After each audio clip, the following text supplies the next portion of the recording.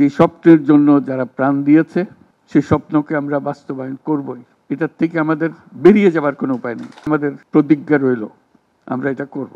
আমরা নতুন বাংলাদেশের অফিস এটা করেছি। নতুন বাংলাদেশ গড়ার জন্য আমরা এখানে এসেছি। সেটা যেন সবাই মিলে আমরা করতে পারি।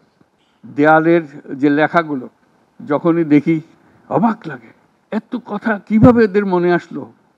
এদের পেছনে তো কোনো কবি নাই, কোনো সাহিত্যিক নাই, কোনো পণ্ডিত নাই যে কথাগুলো জোগাড় করে করে দেবে। কিন্তু সারা শহর ছড়িয়ে আছে, অন্যান্য শহরেও আছে। প্রতিটি কথা অত্যন্ত মূল্যবান। ছোট্ট কথা, ছোট্ট ছবি, অত্যন্ত মূল্যবান।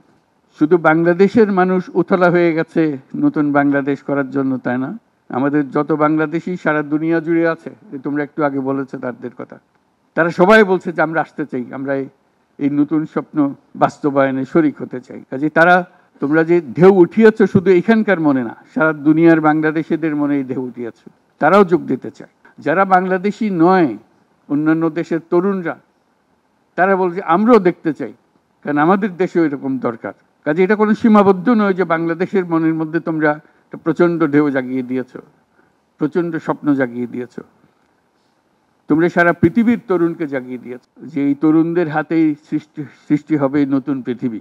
কাজেই তোমরা যেটা করলা সেটারই একটা সূত্রপাত, তরুণদেরকে দিয়েই নতুন পৃথিবীর সূত্রপাত। এটা শুধু নতুন বাংলাদেশের সূত্রপাত না, এটাই নতুন বাংলাদেশের মাধ্যমে নতুন পৃথিবীর সূত্রপাত করছো তোমরা। তোমরা ইতিহাস। আজকে মনে হচ্ছে সাধারণ কয়েকজন তরুণ সামনে বসে আছে, কিছুদিন পরে এই সাধারণরাই অসাধারণ হিসেবে পৃথিবীব্যাপী স্বীকৃত হবে, যেহেতু তোমরা অসাধারণ কাজ করেছো। সেই কাজে যেন বিরতি না আসে, এটাই হলো আমাদের প্রতিজ্ঞা, যে আমরা যেন করতে পারি। আমার একটা প্রস্তাব থাকবে, নাহিদ, আসিফ, তোমাদের সবাইকে অন্তত মাসে একটা করে চিঠি লিখো আমাদের কাছে। শুধু স্মরণ করিয়ে দেওয়ার জন্য এটা বাকি রয়ে গেল, এটা ঠিক হলো না। কারণ আমরা হয়তো অনেক সময় মাথার থেকে ছুটে যাবে, যেহেতু তোমরা যেভাবে দেখে এসছো আমরা সেভাবে দেখতে জানি না। সেই জানানটা দেওয়ার জন্য আমাদেরকে গুঁতো দিতে হবে, স্মরণ করিয়ে দিতে হবে, যাতে করে আমরা এটার থেকে বিচ্যুত হয়ে যেতে না পারি। এটা তোমাদের দায়িত্ব, কারণ যে পথে রওনা করে দিয়েছ সেটার রূপরেখা তোমাদের কাছে পরিষ্কার। আমরা হয়তো কিছুটা বুঝেছি, কিছুটা অন্যভাবে বুঝেছি, এরকম যেন না হয়। তোমাদের ঠিকভাবে যে স্বপ্ন তোমরা দেখেছ সেই স্বপ্নটা যেন আমরা আমাদের সাধ্যমতো রূপ দিতে পারি। বহু লোক বসে আছে যারা এই দুঃস্বপ্ন থেকে আমরা জেগে ওঠার কারণে তারা দিশেহারা হয়ে গেছে।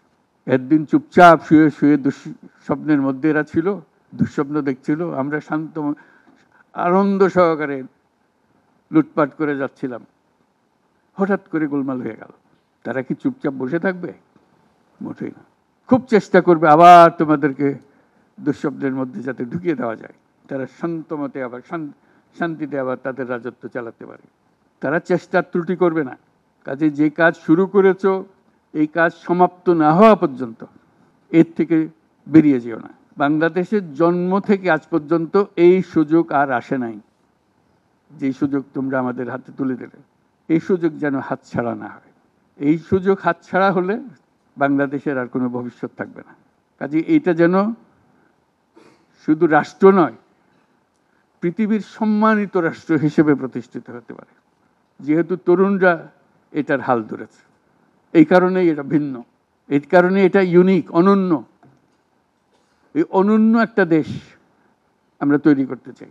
তোমাদের চিন্তায় স্বচ্ছ, তোমাদের চিন্তায় সঠিক, এটা মুঠো থেকে ছাড়বে না, হাত থেকে ছাড়বে না, এবং আমাদেরকে স্মরণ করিয়ে দেবে যদি আমরা এটার এই স্বপ্নের থেকে দূরে সরার কোনো কাজ করে ফেলে।